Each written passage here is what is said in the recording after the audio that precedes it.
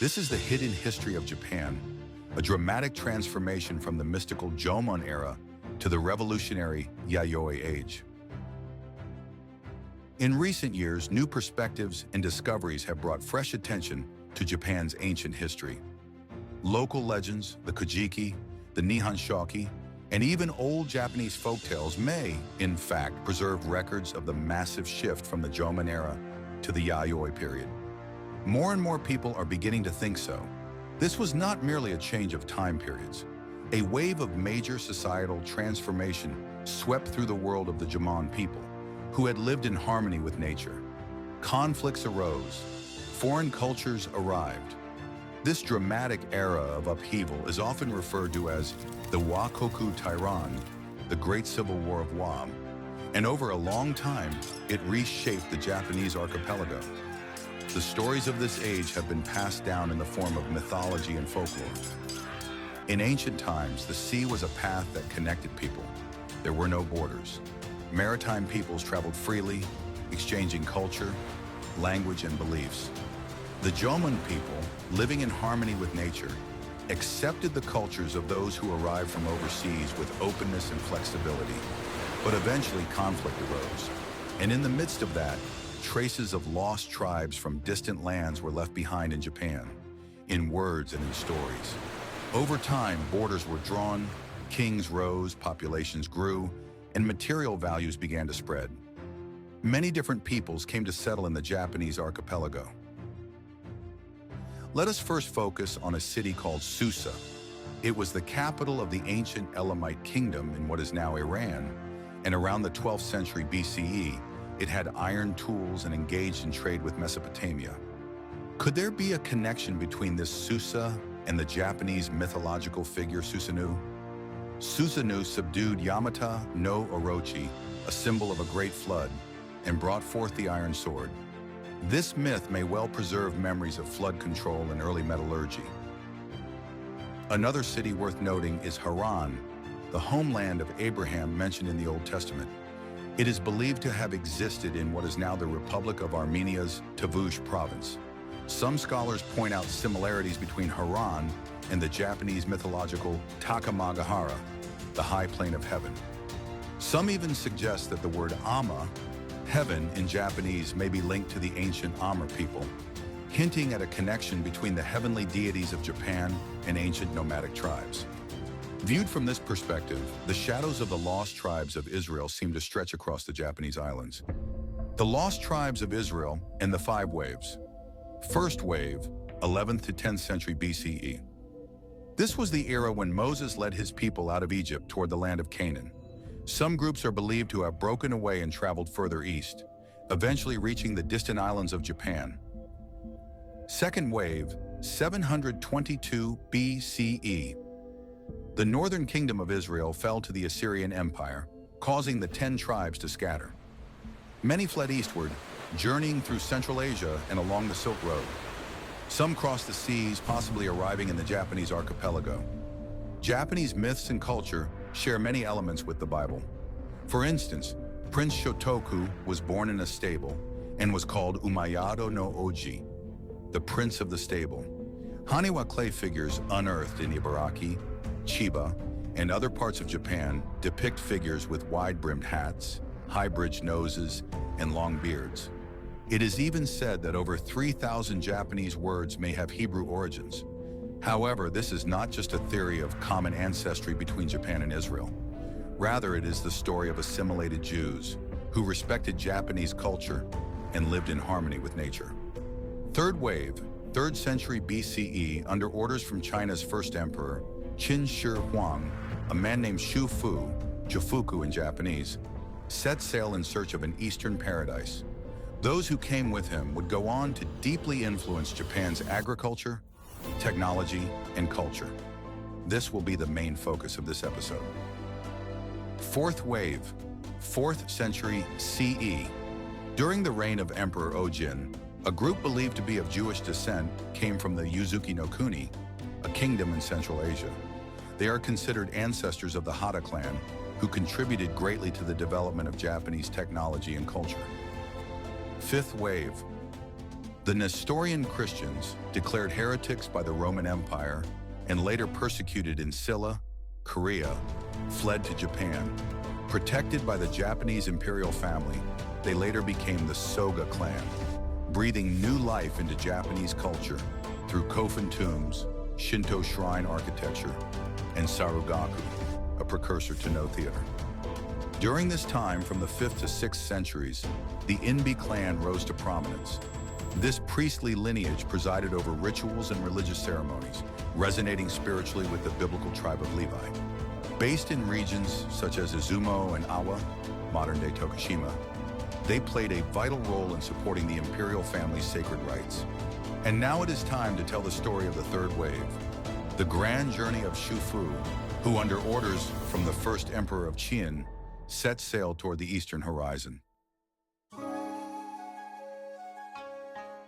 Our ancestors came from the sea. That tradition is preserved today by the Ama people, the ancient maritime tribes. They were seafaring people who navigated boats, crossing the seas repeatedly for trade and migration. And among these Ama tribes, the Azumi clan played an especially significant role. Around the 5th century BCE, there was a country called Wu located in the southern part of the Chinese mainland. Wu was a maritime kingdom based near the mouth of the Yangtze River, with a culture that skillfully employed ships for both warfare and navigation. Eventually, however, Wu was destroyed by Yue, and many people fled the conflict, crossing the sea to the Japanese archipelago. Among them was the Azumi clan. They established their base on Shika Island at the entrance of Hakata Bay, and as a seafaring people, became deeply involved in Japanese history. In mythology, they appear as the gods of the sea, Watatsumi no Kami, and the deity of the Dragon Palace in the tale of Umesachi Hiko and Yamasachi Hiko, is considered to be a deified ancestor of this clan. But they were not mere fishermen. They excelled in maritime intelligence gathering, navigation techniques, trade networks, and the management of military funds. Eventually, they served as a crucial bridge between the continent and Japan, and it is believed that this very Azumi clan supported the arrival in Japan of Jofuku, Shufu, who had been sent by the first emperor of Qin on a journey in search of Penglai. The first emperor of Qin is known as the first ruler to unify China, famous for massive projects like the Great Wall and the Terracotta Army. But there was one thing he could never obtain: eternal life. One day, a Fangxi alchemist named Jofuku came before the emperor and said, "In the eastern sea, there is an island called Penglai, where immortal sages live, and the elixir of immortality can be found. Let me take 3,000 young boys and girls, along with skilled craftsmen, to search for this elixir." The emperor granted him vast resources and allowed him to depart. His departure point is believed to have been the present-day Shandong Peninsula, and heading east from there would lead to the Japanese islands. However, Jofuku never reached Penglai. Instead, he found a land called Heigen Kasaku, the broad plain and vast marshes, became king there, and never returned to Qin. This event is recorded in China's records of the grand historian, Shiji. This Heigen Kasaku has been interpreted as referring to Kyushu, the Kii Peninsula, or the Ise-Owari region. Thus, it is believed that Jofuku put down roots in Japan. According to Izumo tradition, Shufu came to Japan not once, but 3 times. During his first expedition, he was repelled by attacks from local forces and temporarily withdrew. Then in 219 BCE, he reassembled his plans and set out again with 3,000 young people and skilled craftsmen. Landing in Izumo, he took on the name Huakari and married the daughter of the 8th king of the Izumo kingdom, fathering a son named Itsutake. However, a tragic incident followed. The reigning king Okunanushi and his deputy Kotoshiranushi were imprisoned and starved to death by Shufu's own subordinates. This incident led to the downfall of the Izumo kingdom, and many of its people migrated eastward. Itsutake also left Izumo, moving to the land of Tanba, renaming himself Kagoyama, and becoming a leader of the people there. Later, Shufu departed once again, this time landing in northern Kyushu. Now calling himself Nigihayahi, he became the progenitor of the Mononobe clan. He landed in present-day Saga Prefecture, establishing a powerful base at Yoshinogari. He married Ichikishima Hime, one of the three Munakata goddesses.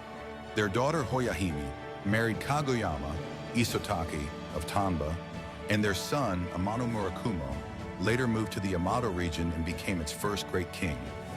It is believed by some that he was the model for the legendary Emperor Jimmu.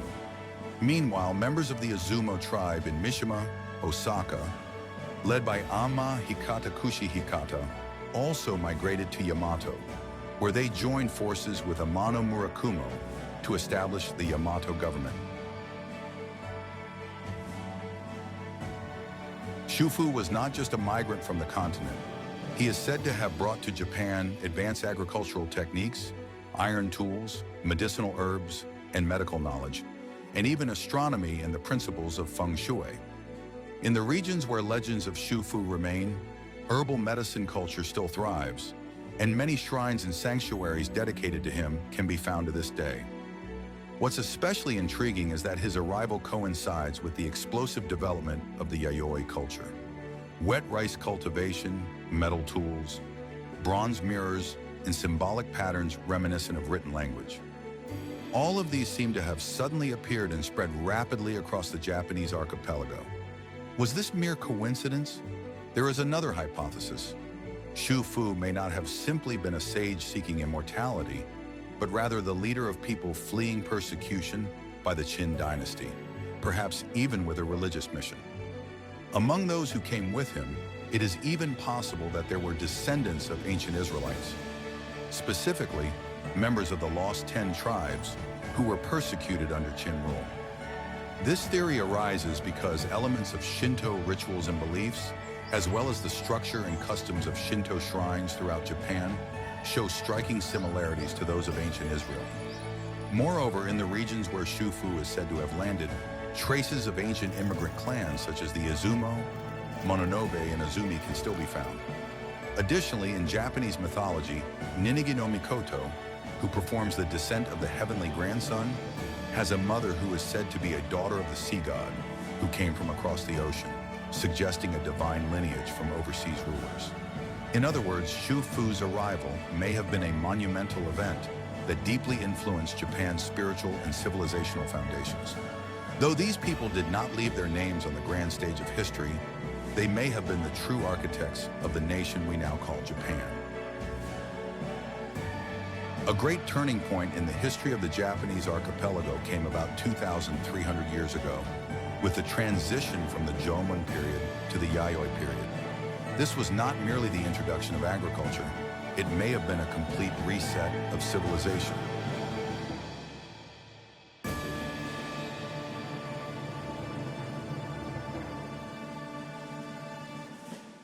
During the Jomon period, people lived in harmony with nature, practicing a lifestyle based on hunting, gathering, and fishing. But in the Yayoi period, rice farming, iron tools, and bronze ware spread rapidly. Society became hierarchical, conflicts emerged, and the concept of private land ownership was introduced. What caused such a dramatic transformation? According to the geographical treatise of the Book of Han, the people of Wa were originally divided into over 100 states, and some began paying tribute to the Han dynasty. This suggests that contact with foreign powers had already begun. The rice cultivation at the core of Yayoi culture is said to have originated from the Yangtze River civilization, which implies that people from the Eurasian continent brought new culture and bloodlines to the Japanese archipelago. There is even a theory that the myth of Tenson Korin, the descent of the heavenly deities, in Japanese mythology symbolically represents this cultural shift. The descent of Ninigi no Mikoto and the founding of the nation by his descendants may reflect the arrival of a new ruling class. During this time, the Japanese archipelago was undergoing enormous upheaval. Archaeologically, from the late to final Jomon period, the population drastically declined and entire settlements disappeared in some areas. In the Yayoi period, weapons made of iron became common, particularly in northern Kyushu, and traces of warfare have been discovered. Was this a revolution by force to destroy the Jomon worldview and establish a new power structure? Also, the myth of Umisachi Hiko and Yamasachi Hiko depicts the conflict between brothers, representing a transfer of power. The older brother, Umisachi Hiko, symbolizes fishing in the maritime way of life, while the younger brother, Yamasachi Hiko, represents agriculture. This myth symbolizes the shift from the values of the Jomon era to those of the Yayoi, and interestingly parallels the biblical brothers Aaron and Moses. Aaron the elder made the golden calf for the people, while Moses the younger brought the 10 Commandments from God. Both sets of brotherly narratives may symbolize historical transitions and clashes of value systems. Civilizational transitions always involve the loss of old things and the acquisition of new. We live today upon Yayoi values, but we must not forget the Jomon spirit that lies quietly beneath, to live in harmony with nature, to avoid conflict and share with others, to live with the dead, not separate from them. What kind of future can we build on this land where the spiritual worlds of Jomon and Yayoi intersect? In this way, it is believed that Shu Fu, leading a group of around 5,000 skilled people, helped spread rice cultivation and increase the population, laying the foundation for the Yayoi period. Amidst the cold and unstable climate of the 3rd century BCE, a minor ice age, shortages of food and ongoing conflict eventually escalated into what is known as the Wakoku Civil War. In our next episode, we will explore the background of this great war and the rise of new powers that emerged from the chaos.